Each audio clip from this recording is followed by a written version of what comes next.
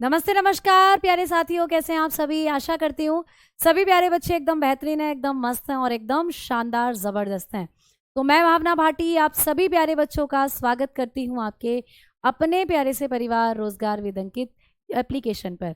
तो सभी बच्चे मेरे साथ जुड़ेंगे और क्लास को बहुत अच्छे तरीके से करेंगे। Welcome to all, welcome once again. आप सभी प्यारे साथियों का एक बार फिर से आपके जो बैच है उसके अंदर स्वागत है बेटा। चलिए तो जल्दी से आइए और सभी बच्चे बताएं मुझे, आप लोग मुझे सुन पा रहे हैं क्या? आप लोगों को मेरी आवाज़ पहुंच रही है? कोई दिक्कत हो किसी तरीके की, कोई परेशानी, कोई समस्या, तो आप मुझे जल्दी से बताएं, फिर हम अपनी क्लास की तरफ बढ़ेंगे। Good afternoon to all, good afternoon, good afternoon, नमस्ते नमस्ते नमस्कार, वेलकम बैक। एक बार फिर से आप सभी का स्वागत मैं करती हूँ। चलिए तो भाई आ जाओ, अब हम वो दिन आ चुका है, वो क्षण आ चुका है, वो पल आ चुका है जब हम पढ़ेंगे केमिस्ट्री। तो भाई आइए बात करते हैं आज हम केमिस्ट्री की। तो जितने भी बच्चे हैं, आपने फिजिक्स कर लिया, आपने बायो कर लिया, अब आप रसायन विज्ञान की तरफ बढ़ेंगे। ठीक है, अगर रसायन विज्ञान की बात करते हैं तो एक या दो क्वेश्चन आपको पेपर में देखने को मिलेगा। ठीक है, तो हद से ज़्यादा दो और कम से कम एक क्वेश्चन आपको देखने को पेपर में मिलेगा। तो भाई प्यारे बच्चे, चलिए अब हम बात कर लेते हैं केमिस्ट्री की। तो आप लोगों को कभी भी कोई भी पूछता है कि मैम रसायन विज्ञान क्या होता है, तो आपके दिमाग में एक बात आती है कि मैम रसायन यानी केमिकल्स, तो वो विज्ञान जिसमें हम रसायनों के बारे में पढ़ते हैं। अब मैम रसायनों के बारे में क्या पढ़ते हैं? तो रसायनों के गुण धर्म पढ़ते हैं कि कोई भी रसायन कैसे काम करता है, उस रसायन की प्रकृति कैसी है, वो रसायन कहाँ इस्तेमाल होता है, उसके उपयोग क्या है, या उस रसायन का उपयोग करके हम कोई और दूसरा रसायन बना सकते हैं या नहीं। तो इन सब को करने का जो विज्ञान है वही होता है रसायन विज्ञान यानी कि केमिस्ट्री। तो भाई आइए थोड़ा सा आपको केमिस्ट्री के बारे में बताती हूँ। तो कभी भी कोई भी आपको पूछता है मैम केमिस्ट्री क्या है, तो आप बता सकते हो विज्ञान की वह शाखा जिसके अंतर्गत पदार्थों के गुण संगठन। गुण का मतलब क्या मैडम? जैसे आप लोगों ने हवा को कभी नहीं देखा, तो हवा कभी दिखाई नहीं देती, लेकिन हवा की अगर बात करते हैं, वायु की अगर बात करते हैं, ये वो वाली हवा नहीं है कि भैया हवा लग गई, हाय उसे तो हवा लग गई, उस पर तो भूत आ गए। भूत भी तो कभी दिखाई नहीं देते। कुछ लोगों ने भूतों को देखा होगा, मैंने तो आज तक नहीं देखा, बट मेरी इच्छा है कि मुझे भूत दिखे किसी भी। मैंने तो किसी व्यक्ति के अंदर, जैसे कभी कई बार बोलते हैं ना कि उसे तो भूत आ गए, वो ऐसे कर रही थी, उसकी जुल्फें बिखरी हुई थी और वो ऐसे चिल्ला रही थी, ऐसे भी नहीं देखा कभी किसी को। तो हवा उस वाली हवा की बात नहीं हो रही, हवा की बात हो रही है वायु की, वायु एयर। तो भाई एयर के क्या क्या गुण हो सकते हैं? हवा दिखाई नहीं देती, हवा बहुत सारी गैसों का मिश्रण होती है, इस तरीके से हर चीज़ की प्रॉपर्टी हम लोग पढ़ते हैं।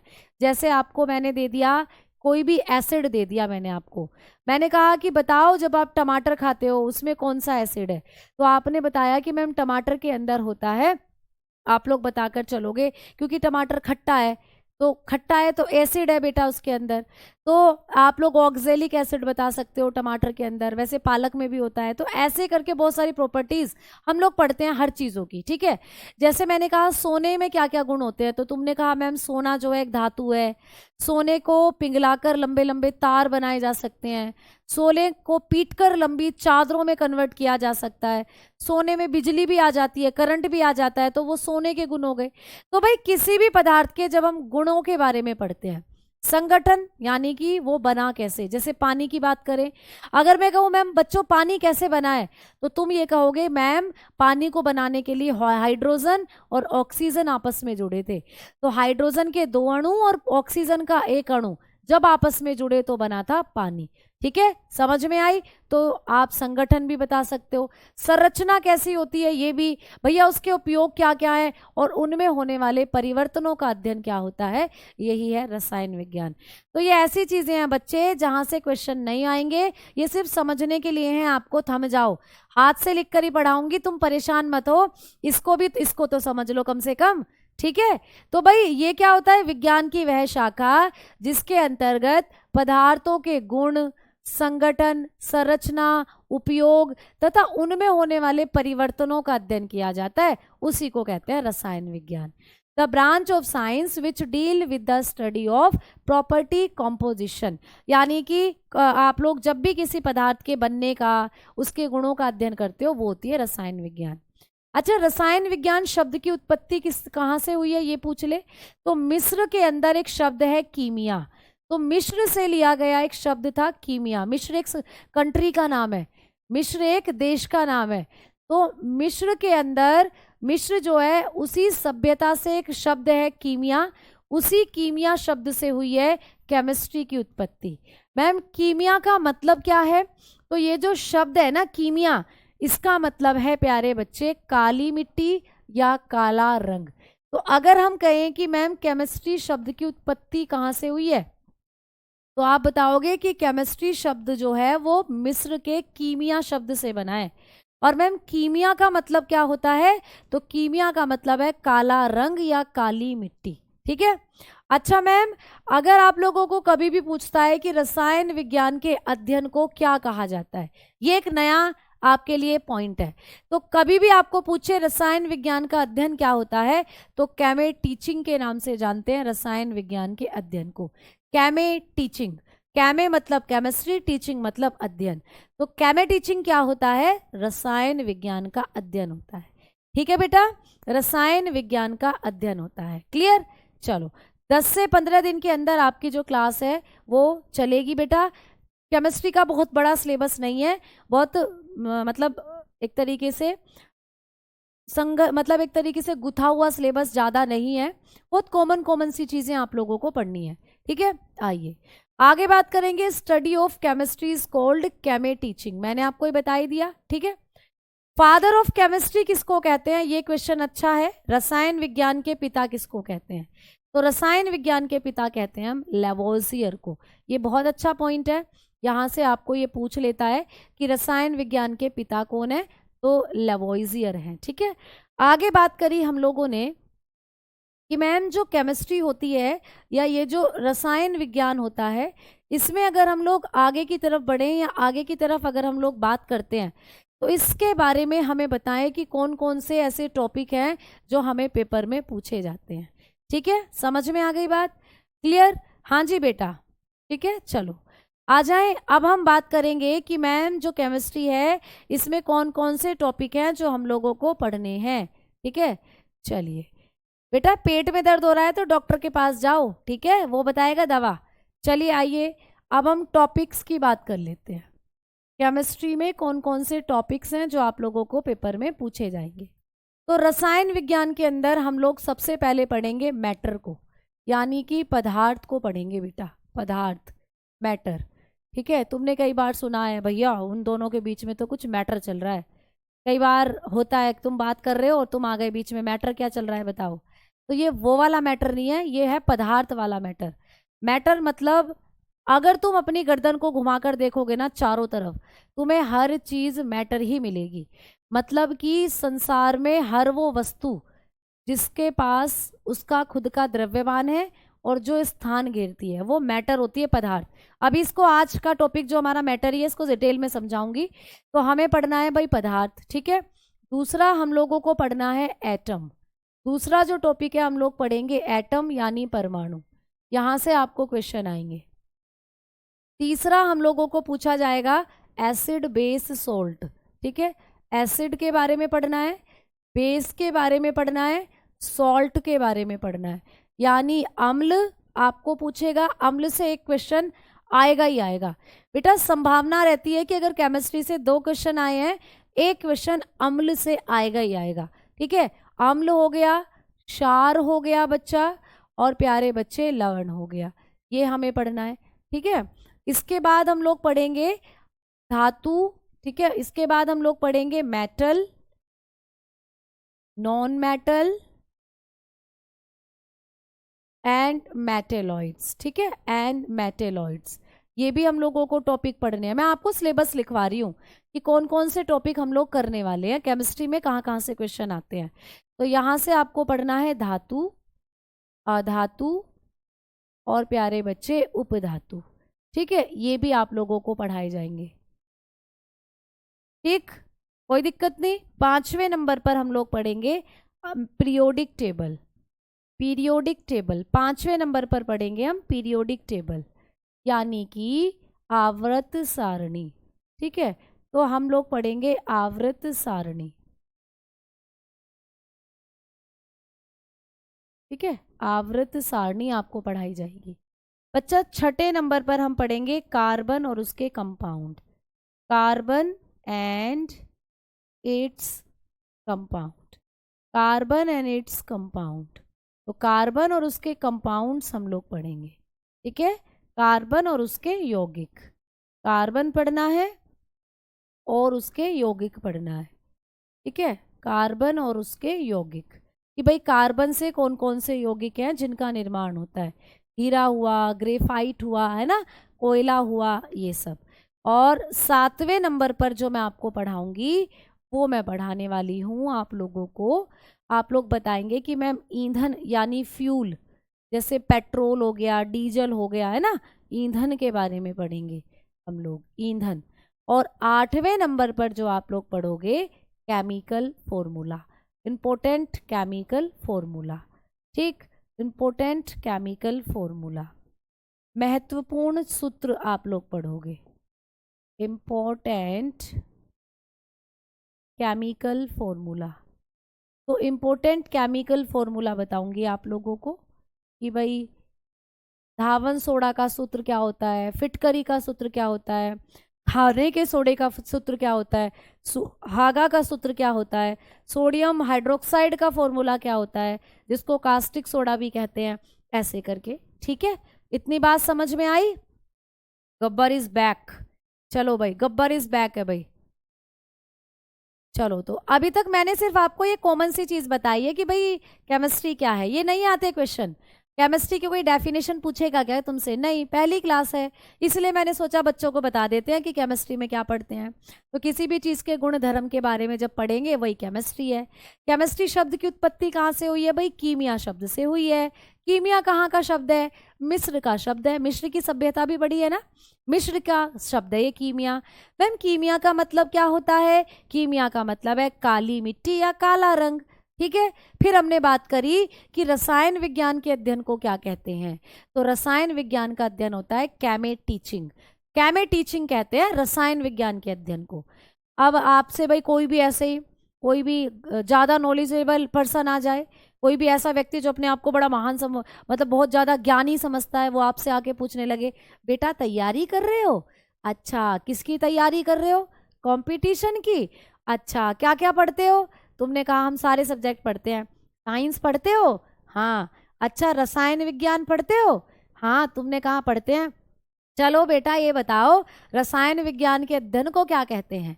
तो तुम एकदम दंग रह जाओगे। या एग्जामिनर ने पूछ लिया मान लीजिए रसायन विज्ञान के अध्ययन को क्या कहते हैं, तो तुम फटाक से बताना कैमे टीचिंग कहते हैं, क्योंकि हम RW के स्टूडेंट हैं, हमें सब पता है, जो जो जरूरी बातें हमें सब पता है। तो कैमे टीचिंग होती है क्या? रसायन विज्ञान का अध्ययन। एग्जाम के बारे में भी कोई नोटिफिकेशन नहीं है बेटा। आपके घर कोबरा आ गया था? हाँ बेटा आ गया था, लेकिन अब गया कहाँ ये नहीं पता बेटा। ठीक है, कहाँ गया ये नहीं पता। चलो आ जाओ, आओ आगे बात करेंगे। फिर मैंने आप लोगों को ये बताया कि रसायन विज्ञान के पिता कौन है, तो लेवोजियर जी हैं रसायन विज्ञान के पिता। ठीक है, लेवोजियर जी हैं रसायन विज्ञान के पिता। चलिए आइए, अब हमने आपको बताया सिलेबस कि कौन कौन से टॉपिक आपको पढ़ने हैं। आपको पदार्थ का टॉपिक पढ़ना है, आपको परमाणु पढ़ना है, एटम, आपको अम्ल क्षार और लवण पढ़ने हैं, आपको पढ़ने हैं धातु अधातु उपधातु, आपको आवर्त सारणी पढ़नी है, हमें कार्बन और उसके यौगिक पढ़ने हैं, हमें पढ़ने हैं प्यारे बच्चे इंपॉर्टेंट केमिकल फॉर्मूला, महत्वपूर्ण आप लोग पढ़ेंगे महत्वपूर्ण अणुसूत्र, महत्वपूर्ण अणुसूत्र। एक क्वेश्चन यहाँ से देखने को मिल सकता है ज़्यादातर अगर हम मोस्टली करें तो। आ जाओ 9वें नंबर पर आप लोग क्या पढ़ोगे? 9वें नंबर पर हम पढ़ते हैं मिश्र धातुएं, मिश्र धातु। ठीक है, मिश्र धातुएं जिसको आप लोग अलॉय के नाम से जानते हो, अलॉयज, मिश्र धातुएं। ठीक है, समझ में आ गई बात? तो ये सारी चीज़ें आप लोग पढ़ते हो।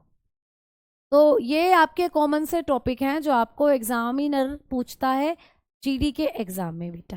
ठीक है, चलिए। हाँ भाई बिल्कुल डर गई थी, वो काफ़ी लंबा चौड़ा था, स्पेक्टिकल कोबरा था, तो टॉयलेट में था, पता नहीं कहाँ चला गया, मिला ही नहीं। चलिए तो आ जाओ, आगे बात करते हैं अब हम लोग। पीडीएफ मिलेगी बेटा, जैसे सभी क्लासेस की सॉरी, जैसे सभी क्लासेस की मिलती है ना एप्लीकेशन पर पीडीएफ, वैसे पीडीएफ भी मिलेगी। आइए तो भाई बात करते हैं हम मैटर की। आज बात करेंगे अपने पहले वाले टॉपिक की, मैटर। तो भाई हेडिंग डालेंगे मैटर, यानी कि पदार्थ। तो पहले टॉपिक के साथ दे रही हूँ शुरुआत, मैटर, पदार्थ। मैडम जी पदार्थ क्या होता है? बिल्कुल भी रट्टा नहीं लगाना, हमेशा कहती हूँ चीज़ों को समझना है, रट्टे वाली चीज़ें नहीं आएंगी, कॉन्सेप्ट को समझ जाओ, अपने आप पेपर में क्वेश्चन बना कर आओगे। तो भाई पदार्थ क्या होता है? अगर मैं कहूँ बेटा, जो भी तुम अपने चारों तरफ देखते हो वो पदार्थ होता है। ठीक है मैम, हम अपने चारों तरफ तो बहुत सी चीज़ें देखते हैं। हम अपने चारों तरफ अपने जैसे दूसरे इंसानों को देखते हैं, हम अपने चारों तरफ पेड़ पौधे देखते हैं, जंतु देखते हैं, पक्षी देखते हैं, बहुत सारी फर्नीचर की चीज़ें देखते हैं। तो क्या सब पदार्थ है? तो मैं कहूँगी हाँ मेरे बच्चे, हम सब पदार्थ हैं। हमें रसायन विज्ञान ने पदार्थ की नज़रों से ही देखा है। हम रसायन विज्ञान में कोई सजीव नहीं है, कोई निर्जीव नहीं है, कोई पेड़ नहीं है, कोई पौधा नहीं है, कोई जंतु नहीं है, कोई कुछ नहीं है, सबके सब हम पदार्थ हैं। तो इस पृथ्वी पर जितनी भी ऐसी चीजें पाई जाती हैं जो स्थान घेरेंगी और जिनके पास अपना द्रव्यमान है, वो सब पदार्थ हैं। तो भाई पदार्थ क्या होते हैं? तो लिखेंगे वे पदार्थ, वे वस्तुएं, वे वस्तुएं जो स्थान घेरती हैं। ठीक है, जो स्थान घेरती हैं, वो वस्तुएं जो स्थान घेरती हैं, वह जिनका अपना द्रव्यमान होता है, वह जिनका अपना द्रव्यमान होता है। ठीक है, वह जिनका अपना द्रव्यमान होता है, वो क्या होती हैं बच्चा? वो होती हैं पदार्थ। तो कोई भी वस्तु जो भी स्थान घेरे और जिसका अपना द्रव्यमान हो, वो पदार्थ होती है। पहले लिख लो, फिर मैं बताती हूँ। Anything, anything that is occupied space, anything that is occupied space and have mass। ठीक है, तो कोई भी वस्तु जो स्थान घेरेगी, जिसके पास खुद का द्रव्यमान होगा, वो होती है प्यारे साथियों पदार्थ। मैम कैसे? जैसे कि मान लो मेरे हाथ में ये पेन है, अगर मैं इस पेन को कहीं रखती हूँ टेबल पर भी, तो ऐसे रख देती हूँ ऐसे। अब ये जगह घेर रहा है ना, देखो मेरी हथेली पर कुछ ना कुछ जगह घेर रहा है, जितना भी इसका साइज है वो उसके अकॉर्डिंगली अपनी जगह घेर रहा है। ठीक है, तो इसने जगह घेरी, और बेटा जब इसको तराजू में मैं रखूंगी तो कुछ ना कुछ मास भी होगा इसका, कुछ ना कुछ वजन भी होगा भैया इसका। तो ये क्या हुआ? ये भी पदार्थ है। मेरी एग्जाम्पल ले लो, मेरा, मैं जब सोती हूँ तो भैया बेड पर ऐसे फैल कर सोती हूँ, तो मैं जब बेड पर लेटी हूँ तो जगह घेर रही हूँ भैया, है ना, जगह घेर रही हूँ, जगह घेर रही हूँ। मैं क्या हूँ? मैंने स्थान घेरा, तो मुझमें मैं क्या हुई? मैं पदार्थ हुई। जब मुझे तराजू में रखोगे तो कुड़ी का 47 वेट भी है भैया। ठीक है, तो 47 तो नहीं, अब तो मुझे लग रहा है 50 हो गया मेरा वजन, तो भाई वजन भी मुझ में निकलेगा। तो दैट्स मीन मैं स्थान भी घेरती हूँ और भैया मुझ में द्रव्यमान भी है। ऐसा समझो मुझ में वजन भी है। द्रव्यमान को तुम वजन समझो नॉर्मली। ठीक है, मैंने बोला कॉन्सेप्ट को आप पेपर में क्वेश्चन करके आओ, उस हिसाब से समझो। तो आप लोगों को द्रव्यमान फिलहाल वजन समझना है, ऐसा समझ कर चलो। ठीक है, बाकी तुमने फिजिक्स में पढ़ा भी होगा मास जो होगा द्रव्यमान। तो अभी ऐसा समझ कर चलो कि कोई भी वस्तु जब स्थान घेरेगी और उसमें वजन होगा या उसका द्रव्यमान होगा, वही पदार्थ कहलाई जाएगी। समझ में आ गई बात? ठीक है, आगे बात करें। मैम पानी भी क्या? बेटा बिल्कुल, जब आप एक ग्लास के अंदर पानी डालते हो, ग्लास से पानी तुमने फुल भर दिया, अब तुम्हारे पास थोड़ा सा दूध भी है, तुम उसी ग्लास में उसको डालना चाह रहे हो, तो क्या डाल दोगे? नहीं डाल सकते, क्योंकि भैया ग्लास ने पहले ही जगह भरी हुई है पानी से, तो उसने जगह घेरी हुई है ग्लास की, ग्लास के अंदर। तो भैया वो भी क्या हुआ? वो भी हुआ आप लोगों का पदार्थ। ठीक है, तो सब कुछ जो भी आप लोगों की जगह घेरे, जिसका भी अपना वजन या द्रव्यमान हो, वो कहलाई जाएगी पदार्थ। अब आप कुछ भी एग्जाम्पल ले सकते हो, आप चाय का एग्जाम्पल ले लो, आप पानी का एग्जाम्पल ले लो, आप हवा का एग्जाम्पल ले लो। हवा गैसों का मिश्रण है। आपके घरों में जो सिलेंडर आता है बेटा, उस सिलेंडर में आप लिमिटेड गैस ही तो भर सकते हो। ऐसा तो नहीं है कि भैया सिलेंडर में गैस भरते ही जा रहे हो, भरते ही जा रहे हो। फट जाएगा सिलेंडर, क्योंकि जितनी जगह वो गैस घेरेगी उतनी जगह उसको चाहिए सिलेंडर के अंदर। जितना बड़ा सिलेंडर है उतनी ज़्यादा गैस आ जाएगी, क्योंकि जगह घेर रही है गैस। और जब सिलेंडर को तोलते हो तो नाप कर भी, तो वजन करके भी देखा जाता है। जब सिलेंडर खाली हो जाता है तो हल्का हो जाता है, जब वो सिलेंडर भरा आता है तो वो भारी होता है, ज़्यादा वजन उसका होता है। तो गैसें भी क्या होती हैं, पदार्थ ही होती हैं, बशर्ते वो आपको बस दिखाई नहीं देती हैं, लेकिन उनका भी अपना क्या होता है, वो भी स्थान घेरती हैं और उनका पास भी द्रव्यमान होता है। तो बात समझ में आ गई, ठीक है, क्लियर। तो प्यारे बच्चों, जो भी चीज आप लोगों की स्थान घेरेगी, जो भी चीज द्रव्यमान दिखाएगी, वही होगी पदार्थ। अब हम आगे बात करते हैं कि मैम पदार्थ के गुण क्या क्या होते हैं। पदार्थ के गुण क्या क्या होते हैं, यानी कौन कौन से कैरेक्टरिस्टिक्स दिखाते हैं जो मैटर होते हैं। तो बात करेंगे प्रॉपर्टीज ऑफ मैटर, एक पदार्थ के क्या क्या गुण होते हैं, ठीक है। तो प्यारे साथियों, अगर हम पदार्थ के गुणों की बात करते हैं तो पहला पॉइंट, पदार्थ छोटे छोटे कणों से मिलकर बना है, ठीक है। आप लोग लिखेंगे कि पदार्थ छोटे छोटे कणों से मिलकर बना है, छोटे छोटे कणों से मिलकर बना है, ठीक है, कणों से मिलकर बना है। अगर हम पदार्थ की बात करते हैं तो पदार्थ छोटे छोटे कणों से मिलकर बना है। इन छोटे छोटे कणों को क्या कहते हैं, इन छोटे छोटे कणों को कहते हैं परमाणु। तो लिख लीजिएगा, जिन्हें परमाणु कहते हैं, जिन्हें परमाणु कहते हैं।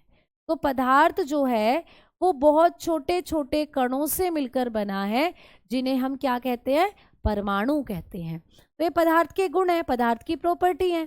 तो लिख लीजिएगा, matter is made up of, matter is made up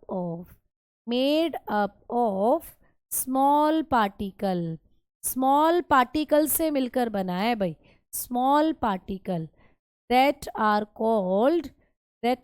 called atom, जिनको हम क्या कहते हैं, एटम कहते हैं, परमाणु कहते हैं।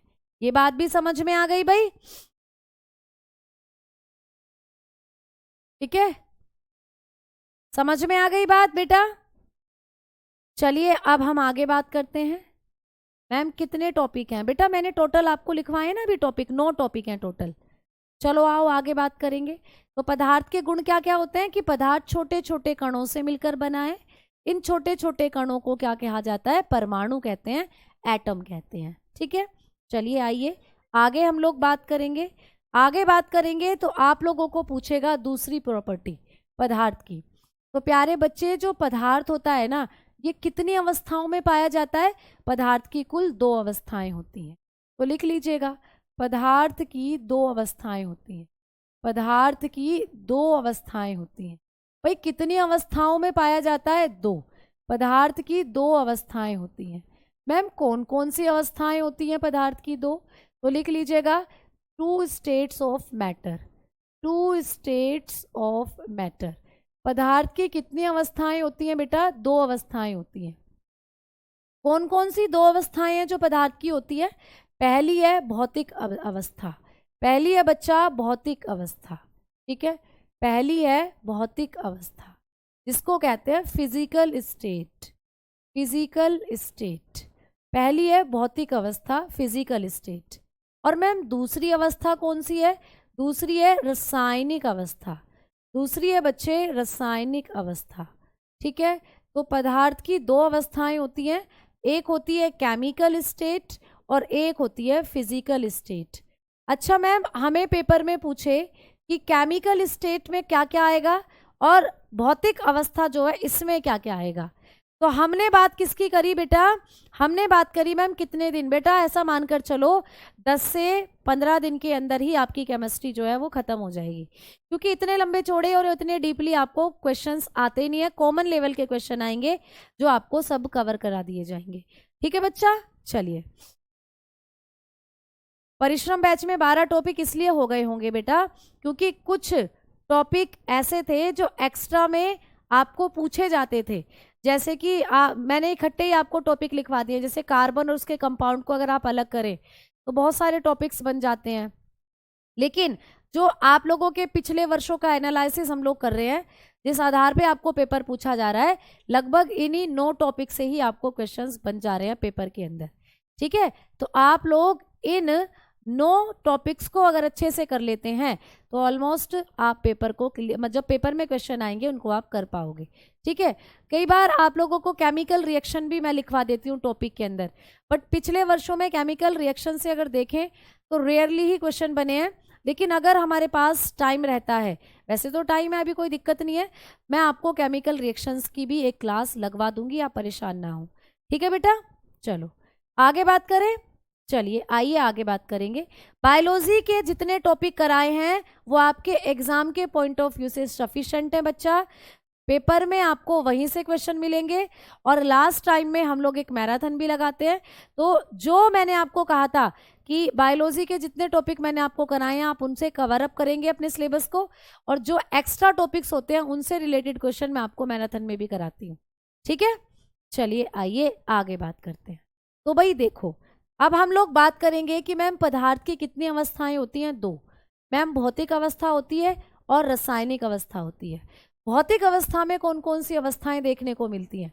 तो भौतिक अवस्था में आप लोग ठोस, द्रव, गैस, ठीक है, ठोस, द्रव, गैस, और प्यारे बच्चे प्लाज्मा, और प्यारे साथियों BEC।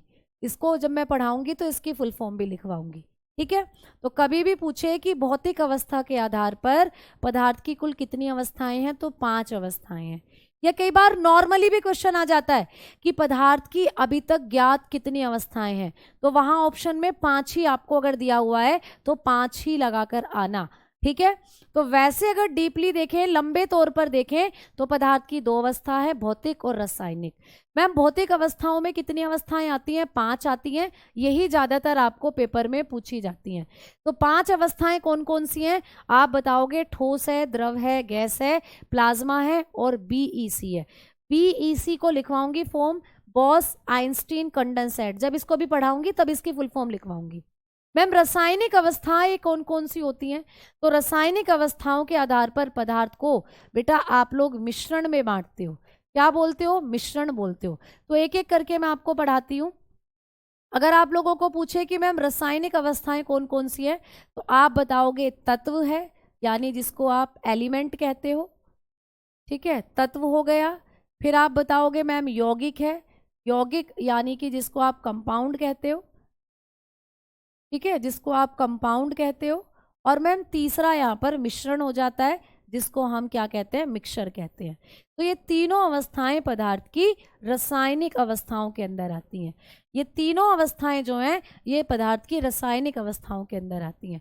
इसको इंग्लिश में लिख लेंगे, सॉलिड, लिक्विड, गैस, प्लाज्मा, और BEC तो लिखी हुई है आपने। ठीक है, इंग्लिश में। तो अगर मैं आप लोगों को बताऊं, पदार्थ की भौतिक अवस्थाएं हैं 5, ठोस है, द्रव है, गैस है, और बेटा प्लाज्मा है, और BEC है। रासायनिक अवस्था के आधार पर पदार्थ को 3 अवस्थाओं में बांटा है, तत्व है, यौगिक है, और मिश्रण है। ठीक है, चलिए आगे बात करते हैं। अब हम आगे बात करेंगे तो मैम पदार्थ की जो भौतिक अवस्थाएं हैं यहां से पेपर में क्वेश्चन बन सकता है। ठीक है, क्लियर? तो भाई आइए आगे बात करते हैं हम लोग। तो भौतिक अवस्थाओं के आधार पर जो पदार्थ की पहली अवस्था है ठोस, उसको पढ़ना करते हैं शुरू। तो भाई हेडिंग डालेंगे सॉलिड, हेडिंग डालेंगे हम, पहली अवस्था की बात करेंगे ठोस की। अच्छा, ठोस से क्या क्या क्वेश्चन बन सकते हैं? तो जो ठोस होते हैं ना, इनकी आकृति और आकार दोनों ही निश्चित होते हैं बेटा। तो पहला पॉइंट लिखेंगे, इनकी, लिखेंगे भाई इनकी आकृति व आयतन, इनकी आकृति व आयतन दोनों निश्चित होते हैं। ठीक है भाई, दोनों निश्चित होते हैं। कैसे मैडम? मैं बता रही हूं आप लोगों को, रट्टा नहीं लगाना, समझना है। ठीक है, पहले लिखो फिर समझो। ठोस जो होते हैं इनकी जो आकृति और आयतन है दोनों निश्चित होते हैं। लिखना, फिक्स्ड वॉल्यूम है बेटा, फिक्स्ड शेप है, fixed shape and fixed volume. तो इनके पास फिक्स्ड शेप होती है और फिक्स्ड वॉल्यूम होता है। ठीक है, कैसे? जैसे कि कोई ठोस चीज है, जैसे बोर्ड है बेटा, बोर्ड। अब एक बार अगर इसकी शेप आपको दिख रही है, रेक्टेंगुलर बना दी है, तो ऐसी ही शेप रहेगी इसकी, है ना। अब ये इसी शेप में रहेगा हमेशा। ईंट देखते हो, ईंट ईंट ठोस होती है, रेक्टेंगल होता है, तो बेटा वो उसी शेप में बनी रहती है ना। अब अगर आप लोग उसकी ईंट को देखोगे तो उसकी आकृति भी निश्चित है और बेटा आयतन भी निश्चित है, मतलब जितना एरिया वो घेरेगी वो फिक्स है। अगर आपने कोई ईंट बनाई है इस शेप की, तो वो इसी शेप की रहेगी और इतना ही एरिया कवर करेगी, ठीक है। अगर आपने कोई ईंट बनाई है इस शेप की, तो वो इसी शेप की रहेगी और इतना ही एरिया कवर करेगी जितना उसका आकृति है। तो कहा जाता है कि पदार्थ की वो कौन सी अवस्था है जिनकी आकृति और आकार दोनों निश्चित रहते हैं। तो ठोस ऐसे हैं बेटा जिनकी आकृति और आकार दोनों निश्चित रहेंगे, ठीक है। समझ में आ गई बात? आइए आगे बात करते हैं। दूसरा पॉइंट, इन्हें संपीड़ित नहीं किया जा सकता। इन्हें संपीड़ित नहीं किया जा सकता। मैम संपीड़ित क्या होता है अभी समझाऊंगी, पहले लिख लीजिए। इन्हें संपीड़ित नहीं किया जा सकता मतलब ये कंप्रेस्ड नहीं हो सकते बेटा, ठीक है। तो लिखेंगे दे कैन नॉट कंप्रेस्ड। बेटा ये कंप्रेस्ड नहीं हो सकते हैं, मीन्स अगर आप इनको दबाकर हाई प्रेशर पर सिलेंडरों में भरते हो तो सॉलिड के साथ ऐसा कर सकते हो क्या?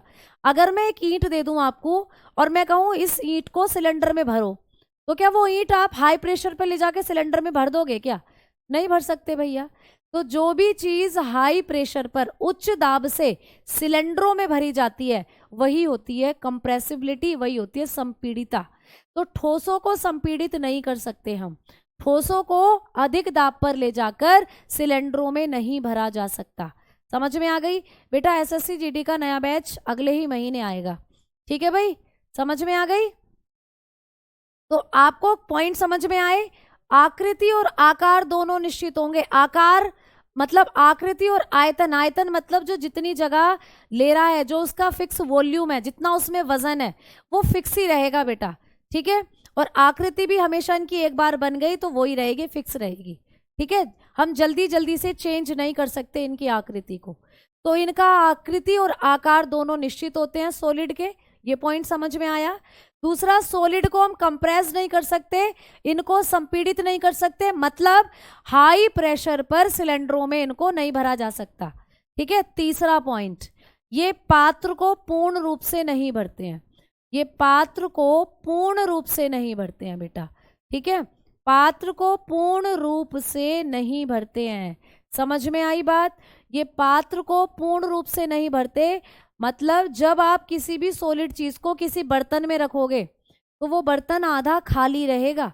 जैसे कि मान लो ये कोई ग्लास है और इसमें मैंने रख दिया ट्राइंगल ऐसे करके, मैंने एक और ट्राइंगल रख दिया ऐसे करके, मैंने एक और ट्राइंगल रख दिया ऐसे करके, तो ये कंप्लीटली भरेगा नहीं, इसमें कहीं ना कहीं खाली जगह रहेगी, क्योंकि ठोस जो है वो एक साथ जुड़कर अपनी आकृति को बनाते हैं तो एक साथ इकट्ठे रहते हैं, ऐसा नहीं है फैल जाते हैं।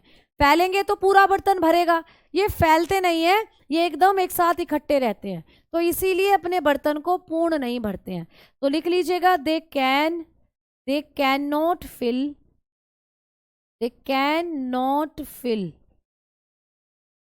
Container completely. तो ये कंटेनर को कंप्लीटली फिल नहीं करते हैं बेटा। तो ये भी एग्जाम में क्वेश्चन आता है कि कौन सा पदार्थ की अवस्था है जो अपने पात्र को या पात्र को कंप्लीटली भर देता है। तो ऐसी सिर्फ गैसें हैं बेटा। तो ये भी आपने पढ़ लिया भाई, आपको समझ में आया। आपको मैंने एक ईंट दी, मैंने कहा इस ईंट को थाली में रख दो, तुमने ईंट उठाई और थाली में रख दी, तो क्या ईंट ने सारी थाली की जगह कवर कर ली? तुम बोलोगे नहीं मैम, साइड साइड में तो जगह रह ही गई। तो भैया ये कंप्लीटली कवर अप नहीं करते हैं जो सॉलिड होते हैं अपने बर्तन को, ठीक है। आ जाओ आगे बात करते हैं। अगला पॉइंट क्या है सॉलिड के बारे में? तो अगले पॉइंट की अगर हमने बात करी तो नेक्स्ट पॉइंट जो बनेगा वो ये कि इनके अंदर जो कणों का आकार है या इनके अंदर जो पार्टिकल होते हैं ना, वो बड़े पास पास होते हैं। तो कणों के अंदर आकर्षण बल बहुत ज्यादा होता है। तो लिख लीजिएगा इनके कणों के बीच, इनके कणों के मध्य कणों के मध्य आकर्षण बल, ठीक है, आकर्षण बल सर्वाधिक होता है। इनके कणों के मध्य आकर्षण बल सर्वाधिक होता है। ये क्वेश्चन आता है पेपर में कि पदार्थ की कौन सी अवस्था के अंदर सर्वाधिक आकर्षण बल देखने को मिलता है, तो सॉलिड के अंदर। तो लिख लीजिएगा मोर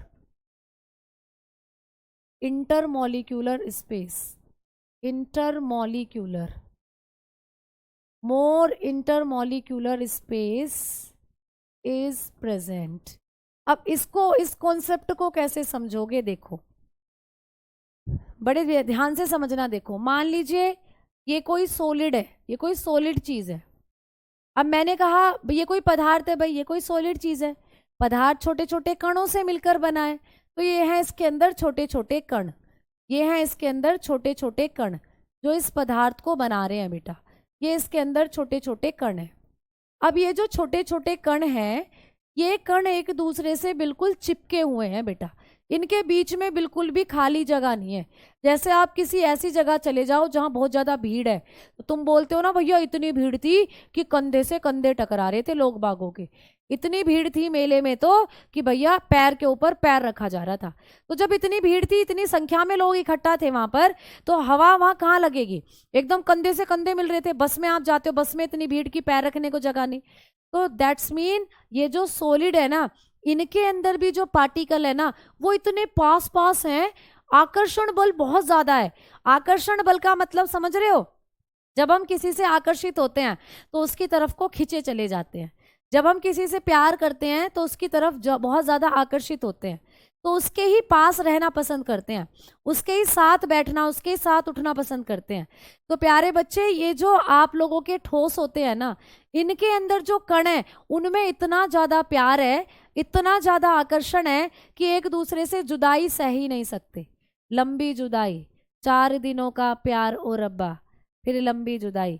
तो भाई ये लंबी जुदाई सहन ही नहीं कर सकते, ये एकदम पास पास हैं, एकदम सटे हुए हैं। तो इनके बीच जो आकर्षण बल है, इनके बीच आकर्षण बल को ऐसा समझो, इनके बीच जो प्यार है वो बहुत ज्यादा है। अब प्यार जिनके पास है वो इकट्ठा रहते हैं, है ना। तो इनके पार्टिकल बिल्कुल भी दूर दूर नहीं रहते, इनके पार्टिकल के बीच में बिल्कुल भी जगह नहीं है। तो इनमें आकर्षण बल सबसे ज्यादा होता है, ठीक है। तो आपको पूछेगा कि पदार्थ की कौन सी अवस्था है जिसके कणों के मध्य आकर्षण बल सर्वाधिक होता है, तो आप लोग बताएंगे ठोस, ठीक है। समझ में आ गई बात, ठीक है भाई। तो आप बताएंगे ठोस, रटना नहीं है, समझना है, ठीक भाई। ये दिल्ली पुलिस के लिए भी आप कर सकते हो बेटा, बिल्कुल कर सकते हो, कॉमन टॉपिक है, बिल्कुल कर सकते हो। तो ठोस के जो पार्टिकल हैं, ठोस के जो कण हैं, वो बहुत दूर दूर नहीं होते, एकदम पास पास जुड़े होते हैं। किसके कारण? आकर्षण बल के कारण। अगला पॉइंट भाई लिख लीजिएगा, कणों के मध्य, लिखना कणों के मध्य अंतर आणविक स्थान, अंतर आणविक, ठीक है। कणों के मध्य अंतर आणविक स्थान नहीं पाया जाता। तो भाई इनके कणों के अंदर अंतर आणविक स्थान नहीं पाया जाता है, ये भी इनकी एक प्रॉपर्टी है बेटा सॉलिड की।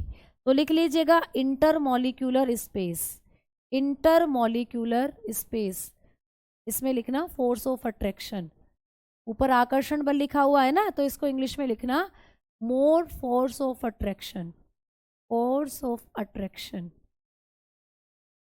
भाई आकर्षण बल है तो अट्रैक्शन बल है, ठीक है। आकर्षण बल यानी अट्रैक्शन, तो यहाँ पे मिलेंगे, आप यहाँ पे लिख लेना कणों के कणों के मध्य, तो लिखा ही नहीं मैंने, कणों में लिखना, कणों में अंतर आणविक स्थान नहीं पाया जाता। तो लिखना no intermolecular space, no intermolecular space, space is present. इनके अंदर इंटरमॉलिक्यूलर स्पेस बिल्कुल भी प्रेजेंट नहीं है। मतलब मैडम जी कणों के मध्य स्थान, मान लो एक कण ये है, मान लो एक कण ये है, ठीक है। इनके बीच में तुम्हें ये स्थान दिख रहा है, ये खाली स्थान दिख रहा है। एक कण से दूसरे कण के मध्य में जो स्थान होता है उसको कहते हैं इंटरमॉलिक्यूलर स्पेस, उसको कहते हैं अंतर आणविक स्थान। तो भाई ठोस के अंदर तो ऐसा है ही नहीं, ठोस के पार्टिकल तो एक यहाँ है तो दूसरा बिल्कुल उससे चिपका पड़ा है। क्यों चिपका पड़ा है? आकर्षण बल इतना है, प्यार ही इतना है कि दूर दूर हो ही नहीं पा रहे। तो बीच में जगह कहाँ से बनेगी भैया? तीसरा मॉलिक्यूल भी ऐसे चिपका पड़ा है, चौथा मॉलिक्यूल भी एकदम ऐसे ही है, पांचवा मॉलिक्यूल भी ऐसा ही है। तो इनके कणों के मध्य में अंतर आणविक स्थान नहीं देखने को मिलता। मुझे बताओ बात समझ में आ रही है या नहीं समझ में आ रही? जल्दी से बोलो।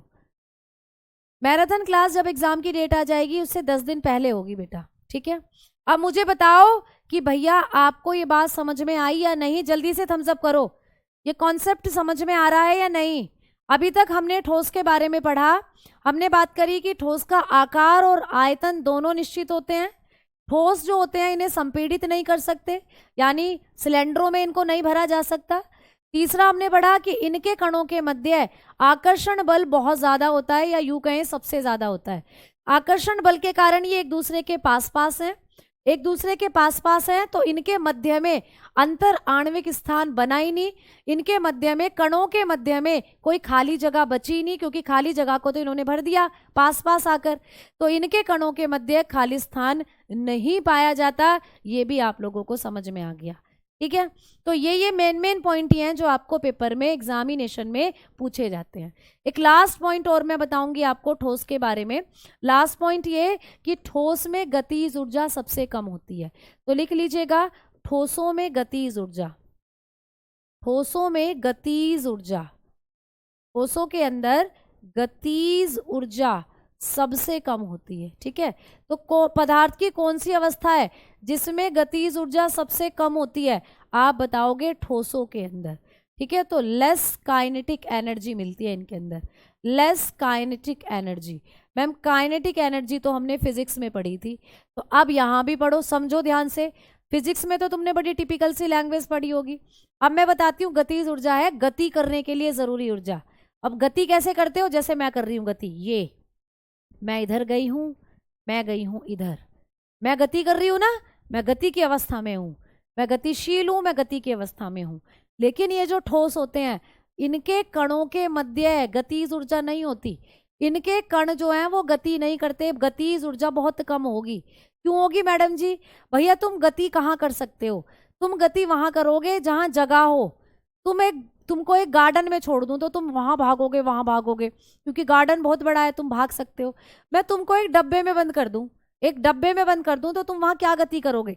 ऐसे ऐसे करोगे, ऐसे ऐसे करोगे हाथ पैरों को, क्योंकि जगह ही नहीं है तुम्हें गति करने के लिए। तो भाई ठोसों के जो कण हैं एक के ऊपर एक जुड़े हुए हैं, ठोसों के पार्टिकल एक के ऊपर एक है, तो भैया वहां गति नहीं हो सकती। इनके कणों के अंदर गतिज ऊर्जा कहाँ से आएगी जब गति करने को जगह ही नहीं है? एक बस में खचाखच लोग भरे हुए हैं, सारे के सारे अपनी जगह हिल सकते हैं ऐसे ऐसे, क्योंकि भैया हिलने कोई जगह नहीं है, कोई यहाँ खड़ा है कोई वहां खड़ा है, एक ही जगह खड़े होकर ऐसे कर सकते हैं। तो ये जो पार्टिकल हैं एक ही जगह नाचते रहते हैं, कहीं दूसरी जगह गति करते ही नहीं है। जबकि आप गैसों के अणुओं को देखोगे ना, गैसों के अणुओं में इतना ज्यादा स्थान है बीच बीच में, उनके अंदर है भैया पूरा दुश्मनी है गैसों के पार्टिकल में, एक वहां है तो एक वहां है, तो वो ऐसे ऐसे तैरते रहते हैं, ऐसे ऐसे गति करते रहते हैं खूब ज्यादा। तो ये भी आपको पूछेगा कि ठोसों के जो पार्टिकल होते हैं इनमें गतिज ऊर्जा होती है या नहीं, तो आप बताओगे इनमें सबसे कम गतिज ऊर्जा देखने को मिलती है, क्योंकि इनके जो पार्टिकल हैं इनके जगह ही नहीं है बेटा। ये वाला पार्टिकल यहीं नाच रहा है, यहीं नाच रहा है, ये भी यहीं नाच रहा है, जाए कहाँ को, क्योंकि स्पेस ही नहीं है।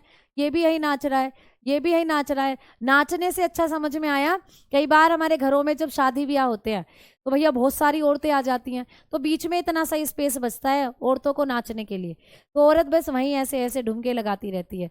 लेकिन कई बार आप लोग कभी किसी शादी में जाते हो फार्म हाउस वगैरह में, तो वहाँ इतना बड़ा डीजे फ्लोर लगता है, उस पर तो भैया तुम धूम ही मचा देते हो, इधर को भी एक्शन कर रहे हो, इधर को भी एक्शन कर रहे हो, ये वाला एक्शन भी हो रहा है, फिर तो ये वाला एक्शन भी हो रहा है ना, फिर तो भैया खूब जगह मिल रही है तुम्हें।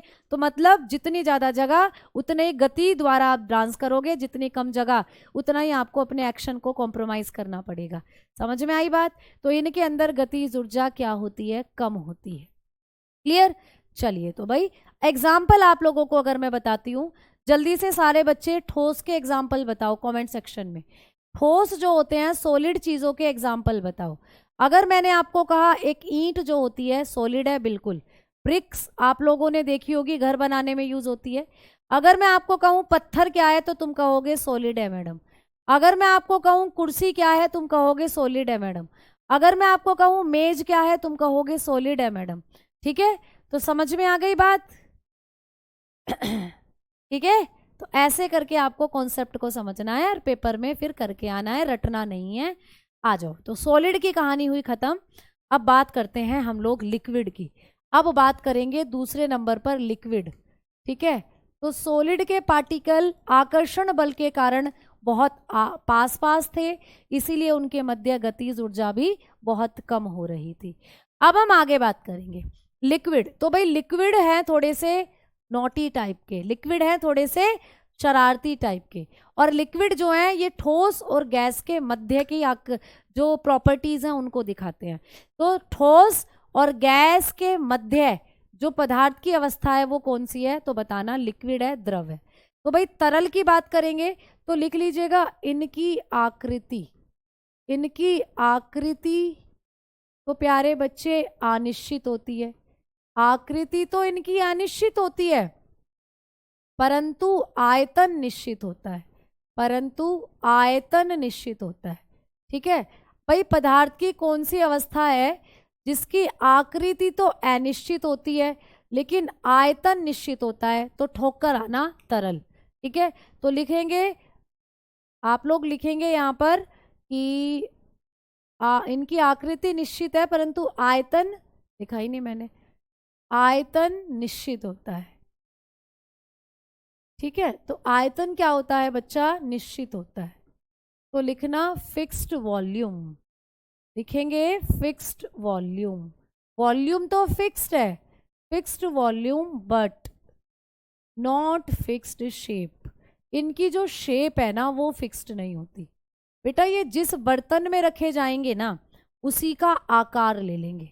जैसे आते नहीं है ना नए नए तरीके के ग्लास आते हैं, कोई ऐसे करके ग्लास है, देखो कोई ग्लास तो ऐसा है ऐसे डिज़ाइन का है ना, कोई ऐसे डिज़ाइन का बर्तन है बेटा। ठीक, आजकल तो आ रहे हैं भैया ऐसे ऐसे डिज़ाइन के ग्लास, ऐसे डिज़ाइन का ग्लास है कोई। ठीक, तो लिक्विड को जिस शेप के बर्तन में रखोगे ना उसी की आकृति ले लेगा। अगर आपने किसी लिक्विड को रखा हुआ है इस ग्लास के अंदर तो भाई इसी की शेप ले लेगा। अगर आपने किसी लिक्विड को रख दिया है इस शेप के अंदर इस तरीके के बर्तन में तो इसी की शेप ले लेगा। अगर आपने रख दिया है इस तरीके के बर्तन में तो भाई इसी की शेप ले लेगा। ठीक है, तो लिक्विड जो है इनकी आकृति बदलती रहती है। भाई एक ईंट थी, ईंट को मैंने कहा एक थाली में रख दो, तुमने थाली में रख दिया तब भी वो ईंट वैसी की वैसी। मैंने कहा इस ईंट को एक कटोरे में रख दो, कटोरे में रखा तब भी वो ईंट ऐसी की ऐसी। लेकिन लिक्विड को अगर मैंने कहा थाली में डालो लिक्विड को तो ऐसे फैल जाएगा, पूरी थाली की जैसी शेप ले लेगा। मैंने कहा इसी लिक्विड को एक ग्लास में डाल दो तो भाई ग्लास की आकृति ले लेगा। मैंने कहा इसको एक छोटी बोतल में डाल दो तो बोतल की आकृति ले लेगा। तो भैया इनकी जो लिक्विड होते हैं ना इनकी आकृति तो अनिश्चित होती है परंतु आयतन निश्चित होता है। आयतन मतलब जितना है उतना ही रहेगा। अगर मैंने 1 लीटर पानी इसके अंदर डाला तो ऐसी आकृति ले ली, अगर मैंने यही 1 लीटर पानी फिर इसमें डाल दिया तो भैया यही 1 लीटर पानी ने फिर ऐसी आकृति ले ली। आयतन तो निश्चित है, आयतन तो 1 लीटर ही लीटर होता जा रहा है, 1 ही लीटर है लेकिन शेप बदलती जा रही है। तो इनकी आकृति तो अनिश्चित है, आयतन जो होता है वो निश्चित होता है। बेटा इन्हें बहुत ज्यादा संपीड़ित नहीं कर सकते, तो लिखना इन्हें अधिक संपीड़ित नहीं किया जा सकता, अधिक संपीड़ित नहीं किया जा सकता, यानी कि इनको ज्यादा संपीड़ित नहीं कर सकते हैं। इन्हें अधिक संपीड़ित नहीं किया जा सकता, मतलब किया जा सकता है लेकिन बहुत ज्यादा नहीं किया जा सकता। ठीक है, ठोस को तो बिल्कुल ही नहीं कर सकते, लिक्विड को थोड़ा बहुत कर सकते हैं। अगर मैं कहूं कि इसको सिलेंडरों में भर दो तो तुम थोड़ा लिक्विड सिलेंडरों में भर सकते हो। ठीक है, इन्हें अधिक संपीड़ित नहीं किया जा सकता, तो लिख सकते हो can not compressed, can not compressed much. तो भाई इनको ज़्यादा कंप्रेस नहीं कर सकते हैं, दैट्स मीन थोड़ा बहुत कर सकते हैं लेकिन बहुत ज़्यादा नहीं कर सकते। ठीक है, आइए आगे बात करते हैं। बेटा ये भी अपने पात्र को कंप्लीट नहीं भरते हैं, ये पात्र को पूर्ण रूप से नहीं भरते हैं। ठीक है। अब कई बच्चे सोच रहे होंगे कि मैम जब हम गिलास में पानी भरते हैं तो गिलास में तो खाली जगह रहती ही नहीं है, वो तो कंप्लीटली भर जाता है। तो अभी समझाऊंगी, पहले लिख लो। ये पात्र को पूर्ण रूप से नहीं भरते, तो ये भी जिस बर्तन में रखे जाते हैं बेसिकली उसको कंप्लीटली नहीं भरते हैं। तो नॉट फिल कंटेनर कंप्लीटली। अभी तक हमने पढ़ा ना तो सॉलिड कंप्लीटली रूप से अपने पात्र को भर रहे थे और ना ही लिक्विड। तो सॉलिड और लिक्विड दोनों ही कंप्लीटली बर्तन को नहीं भरते हैं। मैम क्यों नहीं भरते हैं लिक्विड भी अपने कंप्लीटली बर्तन को? तो मान लीजिए ग्लास है, इस ग्लास में मैंने भरा कोई लिक्विड, तो लिक्विड के जो पार्टिकल है ना वो थोड़ा थोड़ा सा दूर रहते हैं ऐसे। भाई सॉलिड के तो एकदम चिपके हुए थे, लेकिन लिक्विड के थोड़ा थोड़ा सा दूर रहते हैं ऐसे। तो लिक्विड के पार्टिकल थोड़ा थोड़ा दूर रहते हैं, तो दैट्स मीन ग्लास के अंदर थोड़ी थोड़ी क्या हो गई है, ये जो ये होते हैं लिक्विड के पार्टिकल, थोड़ा सा, बहुत ज़्यादा दूर भी नहीं है और बहुत ज़्यादा पास भी नहीं है। तो कहीं ना कहीं इनके पार्टिकल जो होते हैं इनके बीच में भी खाली खाली जगह आपको देखने को मिलेगी। दैट्स मीन ऐसा समझ सकते हैं कि ये भी बर्तन के अंदर एक तरफ को इकट्ठा हो जाते हैं, जिससे बर्तन में कहीं ना कहीं खाली जगह रह जाती है, जिससे बर्तन में कहीं ना कहीं खाली जगह रह जाती है। ठीक है। संपीड़ित क्या होता है बेटा? मैंने बताया ना संपीड़ित क्या होता है। एक बच्चा बोल रहा है मैम आपने गलत बता दिया। बेटा कौन सा पॉइंट गलत है एक बार आप बताएं, फिर हम उसको रिचेक करते हैं। कौन सा पॉइंट है जो हमने गलत बताया, उसको फिर रिचेक करते हैं भाई। ठीक है, जल्दी से बताओ। संपीड़ित वो गुण होता है बेटा जिसमें हम लोग क्या करते हैं, हाई प्रेशर पर ले जाकर किसी भी पदार्थ को सिलेंडरों में भरते हैं। तो कोई भी हाई प्रेशर पर जब चीज सिलेंडरों में भरी जाए वो होती है कंप्रेसिबिलिटी, संपीड़न होने का गुण। ठीक है। एक बच्चा बताएं बेटा जल्दी से क्या गलत बताया। हाँ जी टाइम हो चला है, बिल्कुल सही बात है, उसको भी अभी देखेंगे। जल्दी बताओ, फिर मैं आगे की तरफ बढ़ रही हूँ, फिर आगे की तरफ चलेंगे, क्लैरिफिकेशन करेंगे। तो आप लोग बताएंगे कि जो ये होते हैं लिक्विड, ये भी पूर्ण रूप से अपने बर्तन को नहीं भरते हैं। ठीक है, आओ आगे बात करते हैं। भाई इनके बीच अगर हम लोग बात करते हैं आकर्षण बल की, अगर हम लिक्विड के अंदर आकर्षण बल की बात करते हैं तो इनके अंदर जो फोर्स ऑफ अट्रैक्शन होता है, फोर्स ऑफ अट्रैक्शन, भाई मैंने कहा इनके अंदर प्यार है लेकिन बहुत ज़्यादा नहीं है। ठीक है, तो इनके अंदर फोर्स ऑफ अट्रैक्शन ठोसों से तो कम होता है, ठोसों से तो कम होगा बेटा, कम। ठीक है, गैसों से ज़्यादा होता है। भाई गैसों से ज़्यादा प्यार है, गैसों से अधिक। तो लिक्विड के अंदर जब भी आपको पूछे कि फोर्स ऑफ अट्रैक्शन कैसी होती है तो आप बताएंगे ठोसों से तो कम है। बेटा ठोस में तो सबसे ज्यादा था आकर्षण बल, ठोस के पार्टिकल के मध्य तो प्यार सबसे ही ज्यादा था। लेकिन लिक्विड की बात करें तो ठोसों से तो कम है लेकिन गैसों से ज्यादा, यानी बीच की प्रॉपर्टी दिखा रहे हैं। तो बताएंगे more than solid, more than solid, more than solids and less than gas. तो गैस से क्या होता है कम और ठोसों से होता है ज्यादा। समझ में आई बात? क्लियर? ठीक है भाई, चलो अब आगे बात करते हैं। तो अगली प्रॉपर्टी हमने पढ़ी, भाई हमने पार्टिकल देख लेते हैं एक बार। ये तो ठोस के पार्टिकल हुए, एकदम चिपके पड़े हैं, लो भैया आकर्षण बल बहुत ज्यादा है, आकर्षण के कारण ये एक दूसरे से एकदम चिपके हुए हैं इस तरीके से, ये हो गए ठोस। लेकिन अगर लिक्विड की बात करें तो लिक्विड के अंदर आकर्षण बल है लेकिन बहुत ज़्यादा भी नहीं है, ठोसों से तो कम ही है, तो थोड़े थोड़े दूर है इनके पार्टिकल। आकर्षण बल है लेकिन बहुत ज़्यादा नहीं है, इसीलिए जो इनके पार्टिकल हैं वो थोड़े थोड़े से अलग हैं। तो इनके अंदर आकर्षण बल ठोसों से कम है, गैसों से थोड़ा ज़्यादा। अगला पॉइंट क्या है मैम? अगला पॉइंट हो जाएगा कि इनके अंदर अगर बात करते हैं अंतर आणविक बल की, अंतर आणविक बल, तो बात करेंगे अंतर आणविक बल की। अंतर आणविक बल जिसको कहते हैं intermolecular space, intermolecular, intermolecular space. तो ये कैसा होगा बताओ? अंतर आणविक स्थान, दो अणुओं के मध्य जो स्थान होता है वो कैसा होगा? भाई यहाँ तो दो अणुओं के मध्य स्थान है ही नहीं, ठोसों में तो था ही नहीं। मैंने आपको बताया था कि ठोसों के अंदर अंतर आणविक स्थान तो नहीं पाया जाता क्योंकि एकदम पास पास है पार्टिकल। लेकिन अगर हम सॉलिड लिक्विड की बात करते हैं तो दिख रहा है ना, बीच बीच में थोड़ा थोड़ा अंतर आणविक स्थान है, बीच बीच में थोड़ा थोड़ा गैप है। तो लिखेंगे ठोसों से अधिक है बेटा, ठोसों से तो अधिक है, अंतर आणविक स्थान ठोसों से तो अधिक है, ठीक है, और गैसों से कम है। गैसों में तो बहुत ही ज्यादा है, गैसों से कम। तो जो लिक्विड होते हैं ये ठोस और गैस के मध्य की प्रकृति दिखाते हैं। तो आप लिखेंगे मोर देन ठोस, more than solid, more than, यहाँ पे लिखना लेस देन सॉलिड, यहाँ पे ये इंग्लिश में हुआ है उल्टा, ठोसों से कम है ना, लेस देन, और गैसों से अधिक, मोर देन। इसको कर लेना इंग्लिश में, यहाँ पे लिखेंगे more than solid, more than solid, और आप लोग बताओगे लेस देन गैस। ठीक है, गैसों से क्या होता है? अंतर आणविक स्थान कम होता है। क्लियर?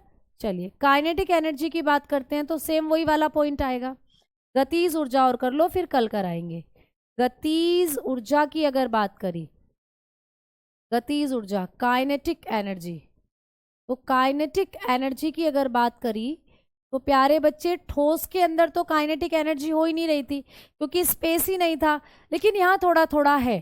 तो बताएंगे ठोसों से अधिक है गतिज ऊर्जा, ठोसों से अधिक, गैसों से कम। ठीक है, अधिक गैसों से कम है, गैसों से कम। क्लियर हुई बात? तो वही लिखेंगे हम लोग, more than solid, more than solid, less than gas, less than gas. तो बताओ कोई दिक्कत यहाँ तक किसी भी बच्चे को? कॉन्सेप्ट आपने समझा, चीजों को आपने समझा, बताएं कोई दिक्कत? बोलो। टाइम हो चला है, 1 घंटे की क्लास होगी, ठीक है। अच्छा, इंग्लिश में मैंने करेक्शन कर दिया है बेटा, इंग्लिश में हो सकता है गलत है, इंग्लिश में मैंने करेक्शन कर दिया है। 1 सेकंड रुकना।